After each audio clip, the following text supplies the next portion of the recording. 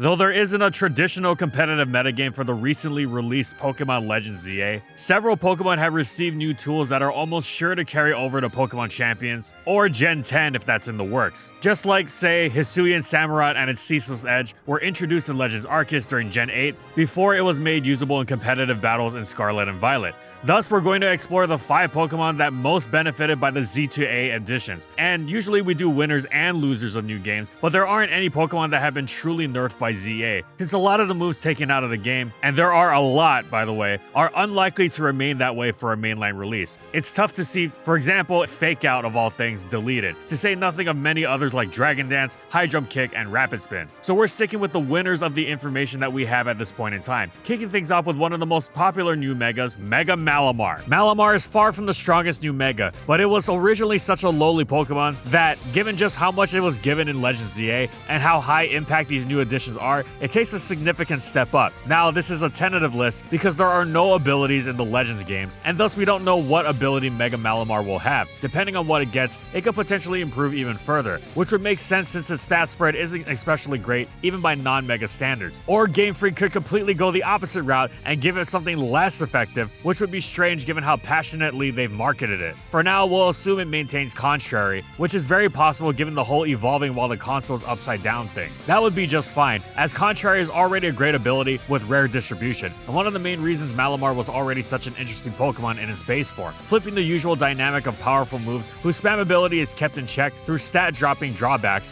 wielding them as weapons instead. This is all incredibly powerful. The gold standard is superior, NU in Gen 5, then skyrocketed to OU in the next two, which were more power crept generations upon receiving the ability, which turned its Leaf Storms into nasty plots. Malamar is of course a far cry from superior, but it had a lot to like, which made it a solid NU Pokemon in its first 2 generations. Stab knockoff, in fact, the same stab combination as Hoopa Unbound, and the move it would utilize Contrary for, Superpower. Whereas usually Superpower provided diminishing returns with repeated hits thanks to the attack drop, with the defense drop not helping matters either, Malamar would effectively utilize it as a damage dealing bulk up. That Contrary trait of becoming more threatening with a move that usually makes you less effective for using it was the lifeblood of Malamar's viability, and it excelled at running specially defensive Rest Talk sets. Special Bulk to max out the defensive side that wasn't being boosted, and the ability to continue attacking and boosting even while asleep. Most Pokemon with Rest Talk boosting sets, most famously Suicune, are limited by the one attacking move they have room for. But since Malamar's boosting option isn't Calm Mind, but rather an attack, it's blessed with far greater coverage and less passivity. As a bonus, Contrary made it a physical attacker that would actually get boosted by Intimidate. After Generation 7 though, Malamar could no longer hack it in NU or PU. Its stats were just too low. Even something as good as Contrary Superpower can only take you so far, especially when you're so completely stuffed by fairy types. But now, Mega Malamar is reality. Again, its stats aren't exactly insane, but they are good. Its attack stat is a strangely polite base 102,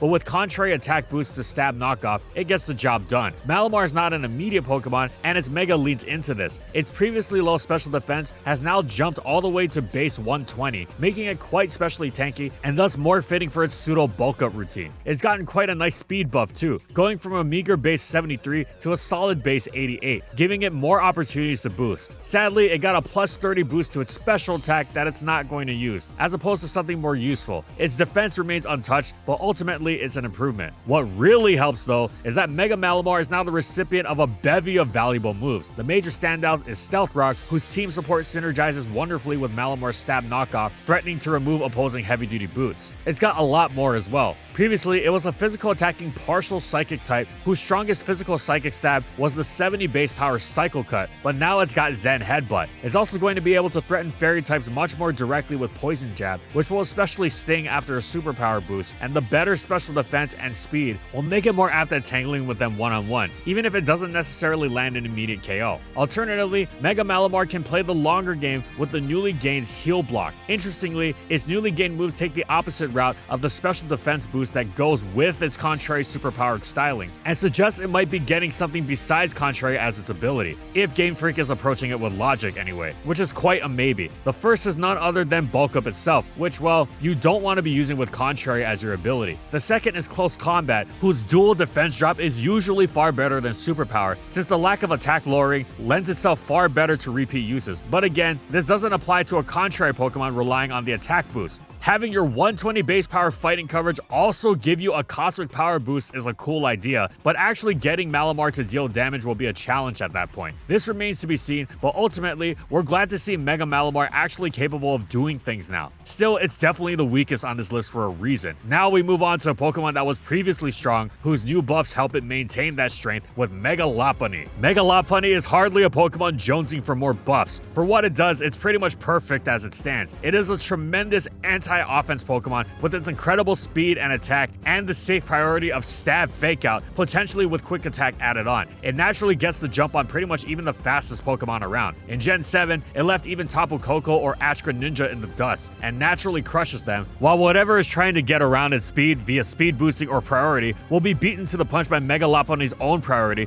which also works well against the only common Mega faster than it, Mega Alakazam. Mega Lopunny isn't just a glorified Choice Scarfer either, because it hits hard with its dual stabs, one of which is High Jump Kick, which clocks in at the same base power as Draco Meteor. While it's not threatening immediate KOs, it isn't easy to wall even for physically defensive staples, especially because its Scrappy ability lets it hit ghost types all the same as anything else, meaning the already synergistic normal fighting combination is taken to its highest level. That's how good Mega Lopunny is. It's an offensive normal type post Gen 3 that is one of the most elite singles threats around. Scrappy Fake Out is also an extraordinary VGC tool, especially since it's so much faster than everything else. The one thing Mega Lopunny doesn't quite excel at in both formats is immediately threatening one-hit KOs against bulkier Pokemon. This is not to say it doesn't hit them hard, but it just doesn't have that instant impact. It can still wreak all sorts of havoc, of course. Stab Power Up Punch alone can push it into really brutal territory. Encore can create all sorts of opportunities, and in VGC, After You and Fake Tears can do the same. While in singles, Mega Lopunny can even run Heal Bell for not just itself, but its teammates. Even if it isn't breaking the opposing defense itself,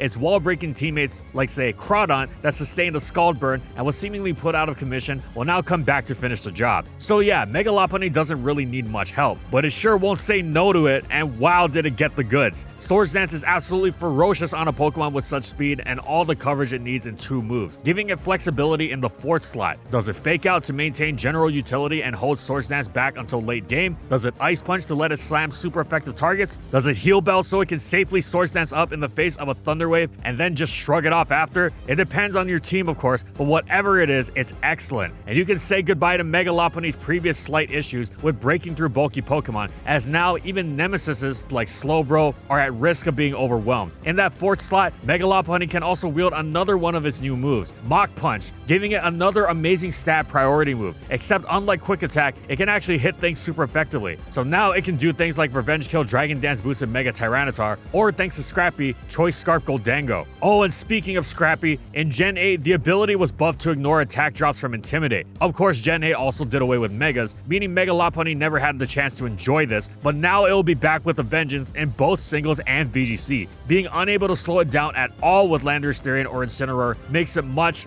more difficult to play around. Now, Mega Lopunny isn't going to dramatically change as it's so fundamentally strong at what it does, but it has gotten enhanced nicely to allow it to keep up with whatever power creep will be thrown at it. Now, Lopunny already had its Mega. Our next Pokemon is one that's needed one for so long and was finally blessed with Mega Scrafty. Scrafty already packs a ton of VGC utility, which saw it excel as a supporting Pokemon in Gen 5. Intimidate, Fake Out, Great Bulk, but everything it did, right down to Stab Knockoff, was eclipsed by what else? None other than Incineroar, which was much better for, among other reasons, its neutrality to the fairy types that threatened quadruple super effective damage against Scrafty. The significantly higher attack stat helped quite a bit as well, and it was even ever so slightly faster. Sure, Scrafty had a lot to like, but it didn't quite pack enough utility to overcome its flaws and justify its use over Incineroar. Seeing as Incineroar is the defining VGC Pokemon, this is hardly an indictment, but the problem extended to singles too, as Scrafty had long since been rendered unable to hack it even in UU. Its 3 great abilities, Intimidate, Moxie, and Shed Skin, and its bulk were severely undercut by its average attack and worse speed, which meant it wasn't much of a Dragon Dancer even in the lower tiers. Even if you got a second Dragon Dance, you were probably getting outsped by most decent Choice Scarfers while still failing to threaten most bulky Pokemon, meaning you couldn't quite get that first KO to get the snowball effect of Moxie rolling down the hill as reliably as you needed it to. Meanwhile, bulk up sets were decent, but took a long time to get going. Scrafty's low HP also had the unfortunate tendency to hamper even its great defenses. Enter Legend ZA. Even if it hadn't received the Mega, Scrafty would have loved the addition of Parting Shot to its move pool. Another point of comparison to Incineroar, sure, but Scrafty actually has slightly better bulk than the big cat, and Parting Shot's great flexibility would help it dance around the fairy type issue. It pivots out of them and leaves them weaker, thus easier to face for its teammates, while giving Scrafty the avenue it needs to switch back in and get the most out of that Intimidate fueled higher hit taking capability. It would have allowed Scrafty a great deal of utility in singles as well. Rather than relying on the flawed boosting of both Dragon Dance and Bulk Up, it could simply spam Knockoff and Parting Shot utility with item flexibility thanks to its Stealth Rock resistance, as opposed to the heavy duty boots reliant Stealth Rock weak Incineroar. However, the fact is, Scrafty did receive a Mega, and it is an incredible buff. With its just slightly undercooked stat spread, Scrafty is the perfect candidate, and the boost to its stats let it fulfill the potential it previously failed to deliver on. Its bulk skyrockets, with its twin base 115 defenses jumping to base 135s even with the lower HP stat, one it actually shares with Skarmory. In fact, this means that what Skarmory's base 140 defense gives it in physical bulk, Mega Scrafty approaches in physical and special bulk, and that's before Intimidate is factored in on the physical side. The issue of Scrafty's low attack is no more either, as at a base 130, Mega Scrafty's attack comes close to matching its new bulk. This greater power and bulk enhance each other with stronger stab drain punch, simultaneously functioning as a recovery option, making Incineroar jealous. Finally, Mega Scrafty is still no speedster, but base 68 is perfectly serviceable for what it is, especially since it gets the jump on Incineroar, letting it threaten that vicious, super effective fighting stat. Meanwhile, in singles, though base 68 speed with Dragon Dance is hardly blowing anyone away to the point of limiting viable choice scarfers, not only is it far more effective, it's also less of a problem if Mega Scrafty doesn't outspeed something after a boost, thanks to its superb increase in bulk,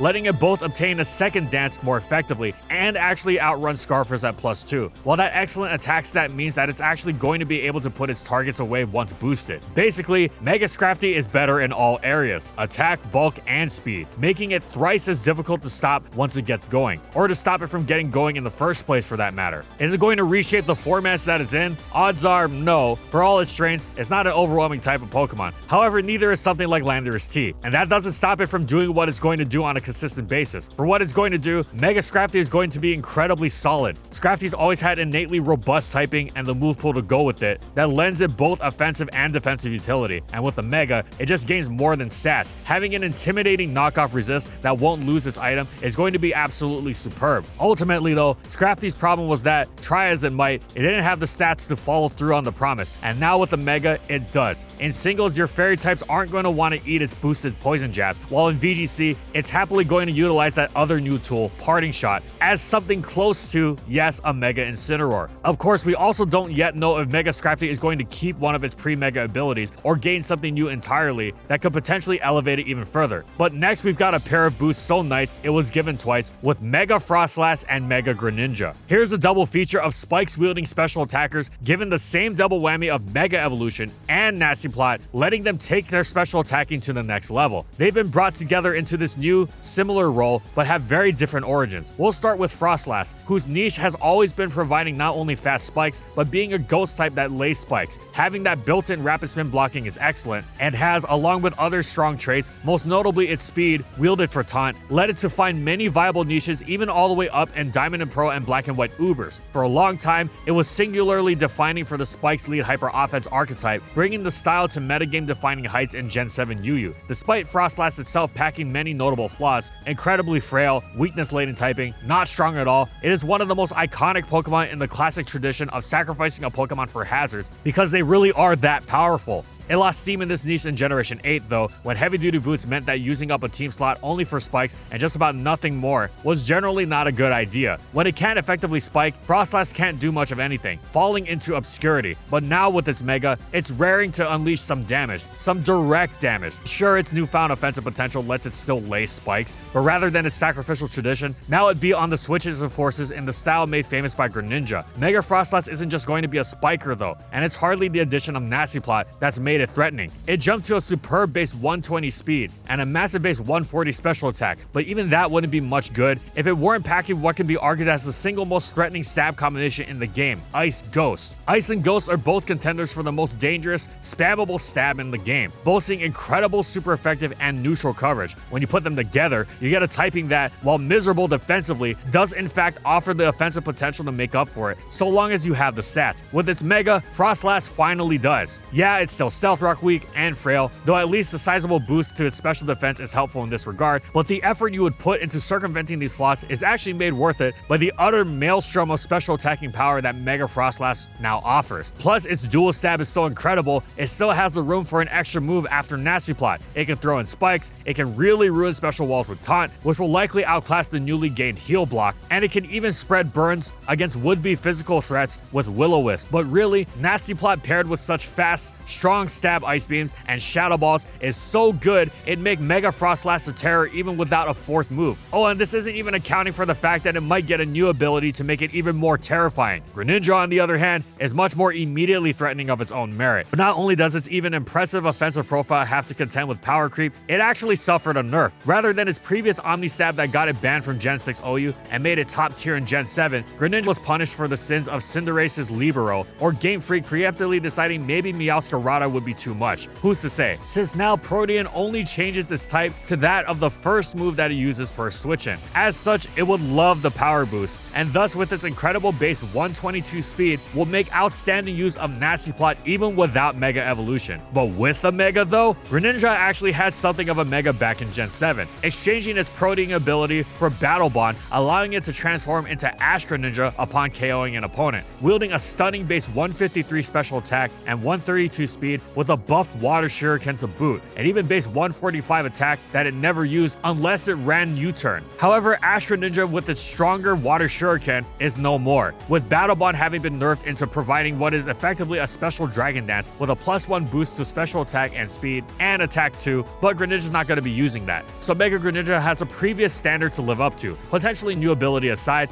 one might note that it's not nearly as strong as Ash Greninja, despite its base 133 special attack being excellent in its own right, as is the sizable boost to its new base 125 attack. However, three things. Number one, Greninja had to fight tooth and nail to actually transform into Ash Gren. With Mega, it's automatic. Number two, Ash Gren didn't have Nasty Plot. Number three, even Ash Gren didn't have Mega Greninja speed. Base 142 isn't just faster than Ash Gren, it's faster than Mega Lopunny, already established as defining in how much faster it is than pretty much everything else. A Greninja faster than Mega Lopunny is amazing. A powerful Nasty Plot user faster than Mega Lopunny is amazing. And just as with Froslass, Greninja's stab combination alongside Nasty Plot is so good that, though it'll usually appreciate the extra coverage of Ice Beam, it can also just as happily lay spikes to soften the opponent up for its own sweep, as Ash Greninja did. It's also worth mentioning that Greninja now gains Flip Turn as well, which can be used in lieu of U-turn should water immunities not prove too much of a problem. Now, before we reach this video's complete form, we've got some quick honorable mentions. Mega Barberco very nearly made this list and only didn't because it's already a threatening Shell Smasher, but going from rock water to rock fighting and gaining close combat is superb. Meowstic doesn't have a Mega, and its stats are still way too awful for a mono psychic type, but it got pretty much every amazing utility move in the book: Stealth Rock, Spikes, Toxic Spikes, Taunt, and Wish, to go along with the heal block that was gained on so many other Pokemon.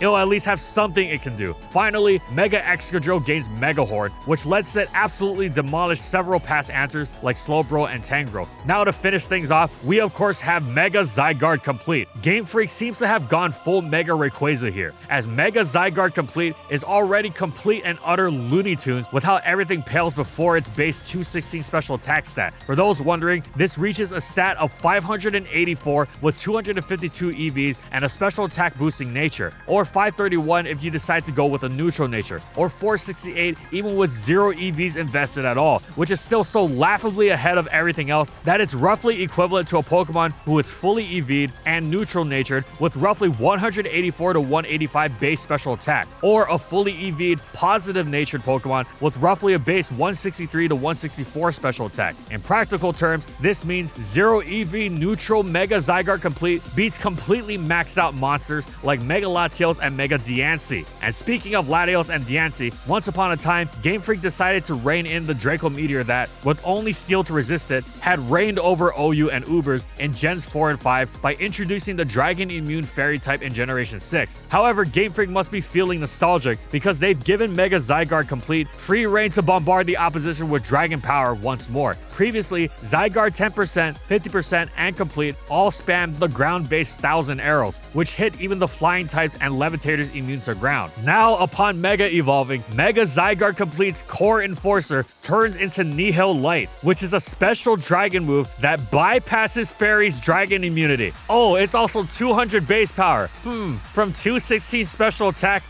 well, okay. Guess literally nothing switches into this. To give you an idea of how ludicrous this is looking, look at how much it does to Blissey. Forget all your previous ultimate attacks. Dragon Ascent? Nope. Light that burns the sky? More like light that returns to nothing. The Japanese name for Nihil Light. Oh, and it's also a spread move, so VGC is not faring any better. How can anything withstand this? Well, there is a good to decent chance that Nihil Light does not carry over exactly as it currently exists in Legends ZA. Just as the super effective type-shifting Legends Plate Judgment from Legends Arceus didn't carry over to the mainline games. It's possible that Nihil Light doesn't keep its 200 base power, or at the very least, that it comes with some sort of drawback, like a recharge turn or something. Maybe it won't even exist. Either way, Mega Zygarde Complete is going to be utterly ludicrous, especially if it gains a new ability upon Mega Evolving. But even without an ability or without Nihil Light, it's an instant qualifier for the most unbelievably broken Pokemon of all time.